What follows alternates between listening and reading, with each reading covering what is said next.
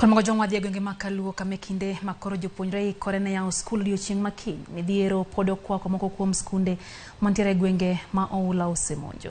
Moko kuom skunde mag Kisumu kod Siaya pod odhugore bang' ka oula nyocha odarogi e miechgi kendo chunogi mondo mi gibure skundego. Jafwambo marwa James Okoth miyo waleno koya e kaunti ma Kisumu. Ma e chal mar skund primar ma Ombaka mayudore nyando e kaunti ma Kisumu.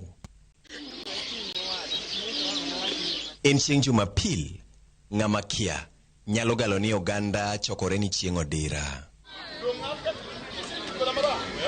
Gin oganda manobuoro kendo yudo kar jot modundu bang' midhiero mar oula darogi e mieregi. Klase opongi gi genindo ka nafas modong' to oting'o mwandu mane oresi e oula. Koro gi e sani, ma koro e kar dak mar anyuola ma kwan gi hao 200. Chal mar dak ok ber. Kata kamano, midhiero ma koro ng'ong'onegi wang' en mano mar yepo mar skunde kiny wuok tich. Gima lich moloyo ni pio dara watema kampo manombaka ka. Maot mache nome watin kendo joingo. Koka kinyi ya sikul wadhi bedo kanye. Wasebedo gi shida kabisa e kamp ka, ji ng'eny kabisa, classes opong', kaka wanyalo konyore to tuoche be ng'eny ma ji nyalo yudo. Wasechandore kabisa e ka kech ute wagore piny kaka wanyalo konyore onge. Dang'ni mar paro koro chalo mosechako muomo moko kuomgi kaluwore ni thothgi gin jonyuol ma bende nyaka bed gi ikruok makare ne yepo mar sikunde. Onge kama wanyalo dok mondo wadagie kod nyithindo nikech udi otimo chuodho to ki sikul bende yawo. Koro onge kaka waparo sani kuma wanyalo dhie.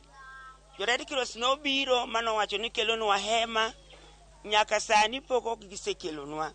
Koro wan kod parruok ahinya kaka kiny dwa tim kata kaka wabiro timo godhiambo masani. Kar jot moyangi ma piny owacho nogero kaluwore gi midhiero ma kinde ka kinde e alwora no bende kwano muomo.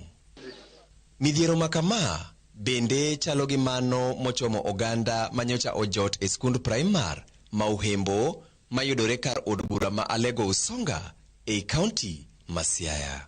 Giesani pod wakia kuma wanyalo dhie ka nwapango mondo wadhi e kanisa, padri otamenda kwa dhi e kanisa, osiptal bende nwapango mondo wadhi kuro pok wakwayo kony kono mondo mi jogo okonywa. Giesani odhiambo sani wakia kuma wanyalo dhie gi nyithindo bende kaka wadwa nindie gi nyithindo pod wakia. Gikwayo kony mar hema, chiemo e kind mamoko. Kiny wayawo skul kendo jogi kuneno gi klase gi opong'. Kochakore klas 1 nyaka from ECD nyaka klas 8 opong' full gi dhano to kiny wayawo skul. Wakwa sirikal kod Red Cross mondo kiny okel tent mondo jogo yude kamoro manyalo bede ka skul to dhi mbele nikech ok wanyal rito skul ni nyaka chieng' pi dogi. Wakwayo kony na sirikal kado konywa to mondo okonywa wayud maelekeo gima kendo dwa timie gima kiny mondo mi wachak ngima wa kendo kaka ne wan ga chon. Kwayo makama biro odiechieng' achiel kende bang' jatend migao mar weche tudruok chwalo chenro mar pogo chiemb kony kuonde manyocha oganda gi jotie kendo chiwo singo mar gero koru Soin Dam. Koro sirikal mar Ruto ni biro hakikisha ni waketo pesa mondo koru Soin Dam cha odhi mbele. En seche manok kende to jopuonjre yuoro e skundegi. Geno nitie ni piny owacho kokalo e migao mar somo oseiko chenro makare mar kedo gi ng'ikruok mar chenro mar somo ka oganda gi bende biro yudo kuonde jot mamoko.